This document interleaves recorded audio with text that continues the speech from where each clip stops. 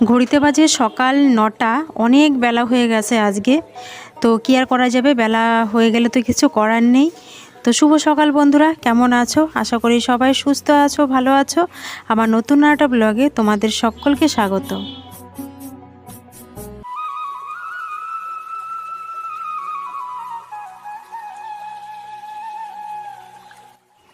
দুষ্টুকে সকালে একটু টিউশন করালাম, করিয়ে তারপর ওকে স্কুলে দিয়ে আসলাম, মানে অঙ্গনওয়াড়ি স্কুলে দিয়ে এসে তারপরে জানালাটা খুললাম।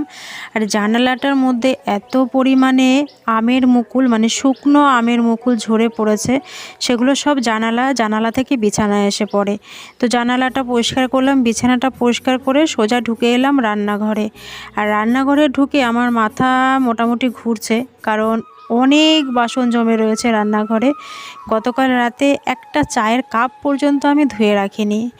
আর বেসিন তো পুরো জাম হয়ে রয়েছে, তোমরা বেসিনটার অবস্থাটা দেখতেই পাচ্ছ। প্রচুর পরিমাণে বাসন জমে রয়েছে, প্লাস সকালের চায়ের বাসন সব জমা রয়েছে। যেহেতু কাজবাজি শুরু করলাম এত বেলা করে, শুধু সকালবেলায় উঠোন ঝাড়, ঘর মোছা, দুষ্টুর বাবাকে সামান্য কিছু টিফিন করে দিয়েছিলাম, তো সেটাই করা হয়েছে। এছাড়া কিন্তু আর কোনো কাজ আমার করা হয়নি। তো আধ ঘন্টা হাতে সময়, আধ ঘন্টার মধ্যে আমাকে মোটামুটি সমস্ত কাজগুলো সেরে নিতে হবে। আর আজকে সকালে রান্না সেরকম কিছু করব না, দুষ্টুর যেহেতু স্কুলে আজকে মানে মিড ডে মিলে ভাত দেবে, তো ভাতটা এনেই দুষ্টুকে খাওয়াবো। আমার একার জন্য আর কিছু মানে ইচ্ছে করলো না করতে, সেই জন্য একটু ভাবলাম যে রান্নাঘরের কাজগুলো একটু সেরে নিই।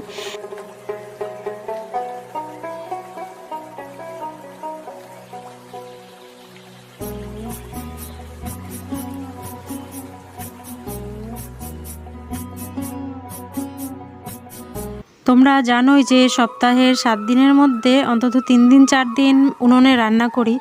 তো কি হয়, কৌটাগুলো যেহেতু উনুনের পাশে নিয়ে রান্না করতে হয়, তো কৌটোগুলো ভীষণ নোংরা হয়ে যায়। আর একটু রংচটা হয়ে গেলে না ভালো লাগে না দেখতে। তো কৌটাগুলো একটু ভেজা ন্যাকড়া দিয়ে আর কি পরিষ্কার করে নিলাম। আর এই যে বাসনের র্যাকটাও পরিষ্কার করে নিলাম। আর তোমাদের বললাম না যে আমার জন্য সকালে কিছু করব না, তার কারণ হচ্ছে অনেকগুলো ভাত রয়েছে। গতকাল রাতে না ভাতে মানে যেটুকু বেশি হয়েছিল, ওই ভাতটার মধ্যে আমি জল ঢেলে রেখেছিলাম। আর ফ্রিজটা তো এখনও ধরো চালু করিনি। ফ্রিজটা চালু করার আগে ফ্রিজটা ভালো করে পরিষ্কার করতে হবে, যেহেতু প্রায় 2 মাস তো হবেই ফ্রিজটা বন্ধ রয়েছে, প্রচুর পরিমাণে ছত্রাক হয়ে রয়েছে।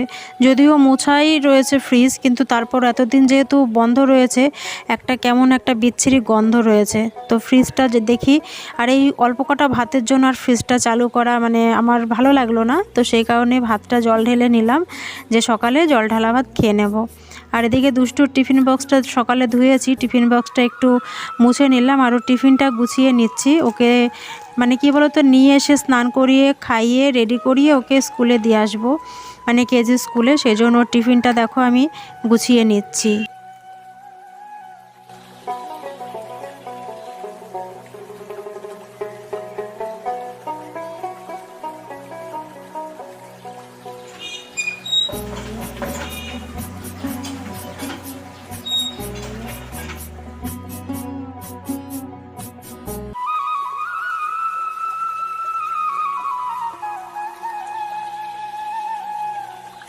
আর এখন ঘড়িতে বাজে সকাল 11টা। দুষ্টুকে স্কুলে দিয়ে আসলাম, সেটা আর ক্যামেরাবন্দি করা হয়নি।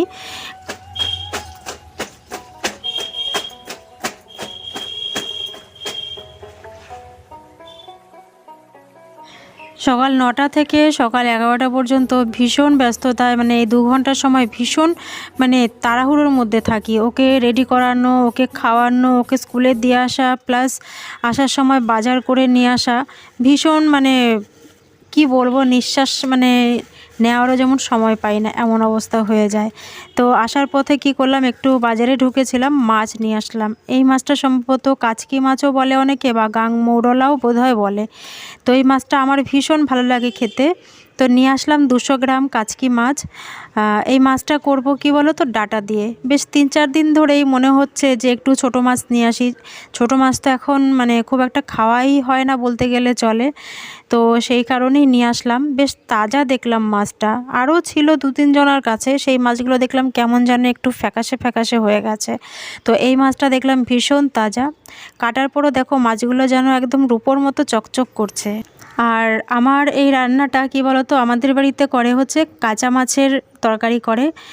অনেকে যেরকম ইলিশ মাছ কাঁচা খায়, ঠিক সেরকমও ছোটো মাছও আমাদের বাড়িতে কাঁচা রান্না করে। তো দুষ্টুর বাবা আবার কাঁচা মাছটা পছন্দ করে না, তো একটু হালকা করে ভেজে মানে নিলাম, একটু পেঁয়াজ বাটা আর লঙ্কার গুঁড়ো, ব্যাস আর কিচ্ছু দিইনি। আর সামান্য পরিমাণ একটুখানি জিরে গুঁড়ো দিয়ে মাছের তরকারিটা করেছি, একদম গামাখা গামাখা হবে তরকারিটা। আর গাছ থেকে এই যে দুটো ধনেপাতা তুলে নিয়ে আসলাম, নামানোর আগে দুটো ধনেপাতা কুচি করে দিয়ে তরকারিটা নামিয়ে নিলাম। শুধু এই তরকারিটা নয়, এর সঙ্গে আরও একটা করেছি, সেটা হচ্ছে সজনে ডাঁটার চচ্চড়ি। আর এখন সজনে ডাঁটাগুলো না খেতে ভীষণ ভালো লাগে, কারণ সজনে ডাঁটাগুলো এখনও সেরকম মানে পুষ্ট হয়নি, বেশ মানে অল্প না, মানে না ছুলালেও হয়, কিন্তু একটু হালকা ছুলিয়ে নিয়ে আর কি করলে বেশ ভালো লাগে। তো এই দেখো মাছের তরকারিটা একদম বললাম না গামাখা গামাখা করব, বিশ্বাস করবে না, খেতেও কিন্তু খুব ভালো হয়েছিল। দুষ্টুর বাবা বলল যে বেশ ভালো হয়েছে। আমি বললাম তাহলে এই মাছটা আনো না কেন? ও তো ওই এক কাতলা মাছ, এত বিরক্ত লাগে তোমাদের কি বলবো। তো যাই হোক, সমস্ত রান্নাবান্না হয়ে গেছে, সব শেষে করছি হচ্ছে ভাতটাও আমি এই যে উপর দিয়ে নিচ্ছি। আজকে আর মাটির উনুনে রান্নাটা করলাম না, কারণ যে না দেখলাম একটু বেলা হয়ে গেছে, কারণ দুষ্টুকে দিয়ে এসে বাজার গেছি, বাজার থেকে এসে একা হাতে সমস্ত কিছু করে রান্না করাটা একটু চাপের হয়ে যায়। আবার ধরো আমাকে 1:30টার মধ্যে ওকে স্কুলে আনতে যেতে হয়, তো সেই কারণেই না আর আজকে চান্স নিলাম না উনুনে।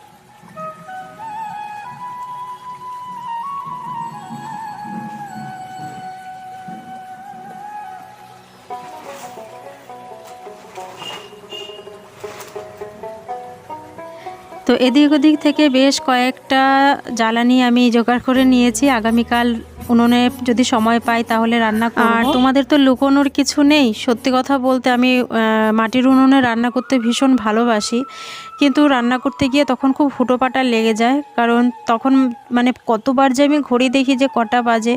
কারণ স্কুল থেকে দুষ্টু বেরিয়ে যদি আমার মুখটা না দেখে না, ও রীতিমতো ঘাবড়ে যাবে। এখনও পর্যন্ত যদিও সেরকম হয়নি, কিন্তু যদি দেখে যে অন্যান্য মায়েরা সব নিতে চলে এসেছে বাচ্চাদের, আমার মা নিতে আসেনি এখনও, ও ভাববে আমার মা বোধহয় হারিয়ে গেছে। তো সেই চিন্তাটা ওর মাথায় যেন না ঢোকে, সেই জন্য চেষ্টা করি স্কুল ছুটি হওয়ার মুখেই যেন ওকে গিয়ে আনতে পারি।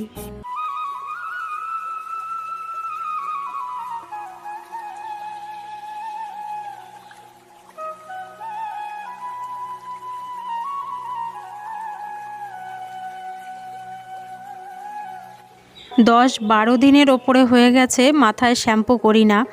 তো কি মনে হলো যে আজকে যেহেতু একটু বেলা করে স্নান করছি, সেও মানে শ্যাম্পুটা আজকেই করি, কারণ আজ হচ্ছে বুধবার, আগামীকাল বৃহস্পতিবার।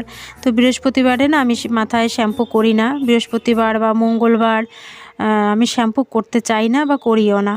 তো চলো শ্যাম্পুটা করে স্নান করে নিয়ে রেডি হয়ে তারপরে দুষ্টুকে আনতে যাব। আর আমি স্নান করতে এসেছি, এখন 1:20 বাজে, 10 মিনিট আমাকে যেতে হবে রেডি হয়ে। তোমরা দেখতেই পাও দিনের যেটুকু সময় তোমাদের সঙ্গে শেয়ার করি, দুটো পা কিন্তু এক জায়গায় দিয়ে বসে থাকি না। তারপরেও দুষ্টুর বাবা প্রায় বলে যে সারাদিন তুমি কি করো, তখন কি উত্তর দেব আমার হয়তো সেটা নিজেও জানা নেই। কি হয়েছে আমাকে বল। তো দেখো এই যে খেতে বসেছি দুষ্টুকে নিয়ে, দুষ্টুকে যে স্কুল থেকে নিয়ে আসলাম, আর কি তাড়াহুড়ো করে গেছি, মানে স্নানটা সেরে আমি মোটে চুলটাও আঁচড়াতে পারিনি, মানে ভেজা আঁচড়িয়েছি আর কি, ভেজা চুল কোনো রকম। তারপরে গেছি রুদ্ধশ্বাসে গেছি, আমি জানো তো অ্যাক্সিডেন্ট হয়ে যাচ্ছে। কত বড় বড় দানা হয়েছে দেখি দেখি। তোকে টিয়া বলতে না, তোতা বলতে, দাদা কিন্তু তোকে ইয়ে বলে ডাকে না। আর এই যে ছোটো মাছ নিয়েছি, দুষ্টু আজকে ছোটো মাছ খেতে ভালোবাসবে না বাবা, এক কামড় নিয়ে দেখি। তো চলো ভিডিওটা আর বেশি বড় করছি না, সবাইকে টাটা করে দাও বাবা। টাটা। আজকে দুষ্টুর এই হাতটা ব্যথা, সকাল থেকে কথাটা বলতে দিচ্ছে না।